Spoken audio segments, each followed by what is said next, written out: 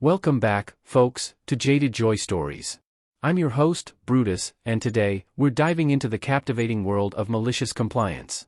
These tales from the depths of Reddit showcase the art of turning the tables in the most unexpected and delightful ways. Before we delve into these stories, make sure to hit that like button below and subscribe to Jaded Joy Stories so you won't miss any of our videos. Your support keeps the stories coming, and we truly appreciate it. Now, let's jump right in. Story 1. From user 1, Cardiologist, 462. Oh, I'm on private property? This is my first time posting here. I used to work for a supermarket chain, and quite often I'd be asked by management to work at other locations. Most of the time, this wasn't a big deal. I was happy to help out, it gave me an excuse to drive and have the petrol paid for. However, one day I was asked to work at a location very far away at a very early hour of the morning. I initially refused on the grounds that I would have to wake up at around 2 a.m. in order to have a shower, breakfast, and drive to be on site for 5 a.m. After some arm bending from management, I finally relented and begrudgingly agreed I would do it. Due to the drive not taking nearly as long as I initially expected, I arrived on location at about 4:30 a.m. I waited in my car with the music playing. At 4:50 a.m. I get a loud knock on the car window, nearly making me jump out of my skin. It was the manager for that store, who, never seeing me before, did not know who I was. The conversation went as follows. Manager, you need to leave. This is private property. Me, oh, but. Manager, interrupting me, I don't care. Go. Now. Me, quickly realizing I can play this to my advantage. Oh, I'm sorry, sir. I don't want any problems. Of course, I'll go, right away. Sorry. And as per his request, I drove home with a smile on my face, knowing that I have the rest of the day free to myself. A few hours later I got a phone call. I answered the unrecognized number, and I recognized the voice immediately. It was the manager who told me to leave. Manager, hello. I'm looking for OP. Me, hi, yeah, that's me. Manager, this is the manager calling from that store. I was expecting you to work with me today, you should have been here for 5 a.m. Me, trying to sound casual, yeah, I was there waiting in my car, you told me to leave, remember? Manager, but you didn't say that.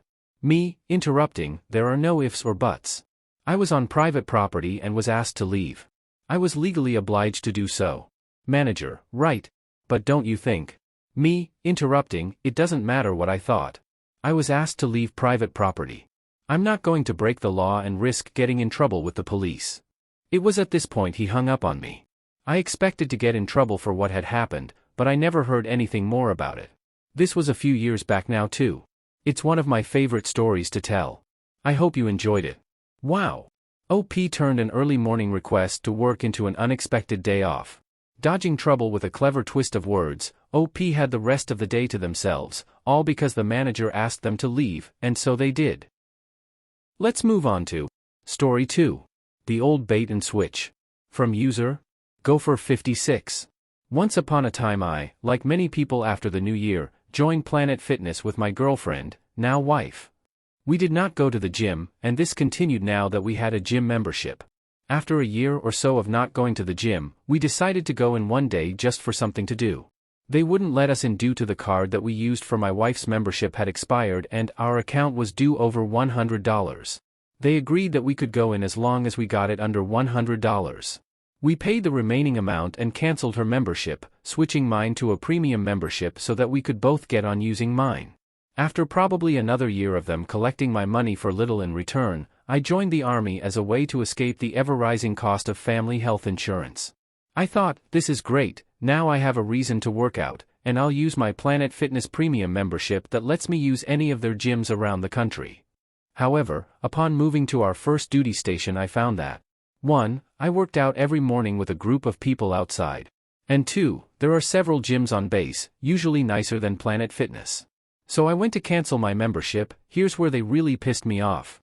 Oh, you have to cancel in person at your home gym or by writing a cancellation letter via first-class mail to your home gym.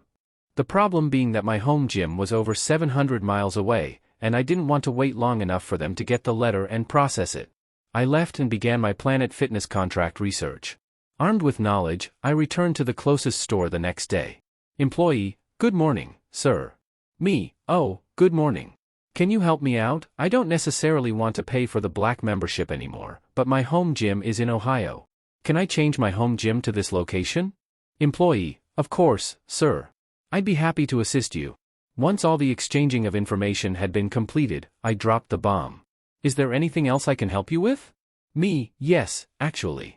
Since this is my home gym now, I'd like to go ahead and cancel my membership. Her jaw actually dropped. She called a manager to give the overrides or whatever he needed to do. He got the whole story, looked at me and said that I would have to wait 24 hours since I just changed my home gym. I obliged his request and came back the next day. I'm happy to say that it's been almost 5 years since my last gym membership. Planet Fitness gave OP quite a runaround, but they triumphantly canceled their membership and haven't looked back yet. And on to our final story for today. Story 3. You want a phone call every time? Will do. By user, Pathofuncertainty. I worked for a petty, fragile man years ago. He loved to micromanage, and always wanted to know if I talked to anyone higher in management than he was. This by itself wasn't a problem, as I understand chains of command and follow them. The crux of the issue was he had to know every detail of every conversation, and he wanted to dictate what they were told when they reached out to us.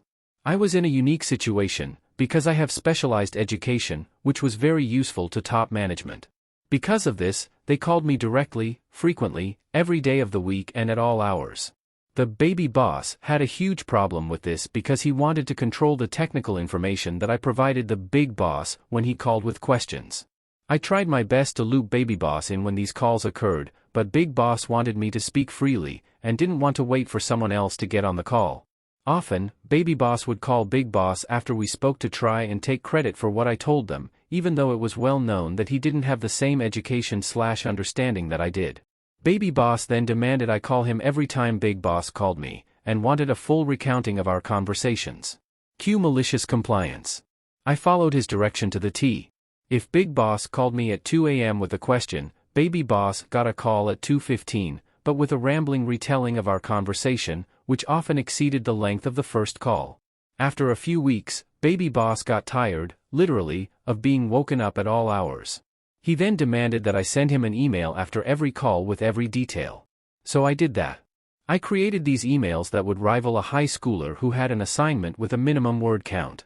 I'd sprinkle the important information in between long, flowing sentences so he was forced to read the whole thing if he wanted to know what I really spoke about. This ultimately resulted in baby boss relenting, and just asking for a brief recap in person during the next business day. Soon after, the budget people were very concerned about why I had huge amounts of overtime at odd hours, and I explained the direction I was given. Baby boss was eventually disciplined and was forced out, due in large part because of everything that happened with me. Dealing with a micromanaging boss can be a real roller coaster, but OP turned the tables and showed them who the real boss is. And that concludes another journey through the tales of Reddit. If you enjoyed today's story, be sure to hit that like button and subscribe to Jaded Joy Stories so you never miss out on the next adventure. And hey, if you've got your own story to share or a suggestion, feel free to drop a comment below. You never know, you might hear your story read one day. This is Brutus, see you next time.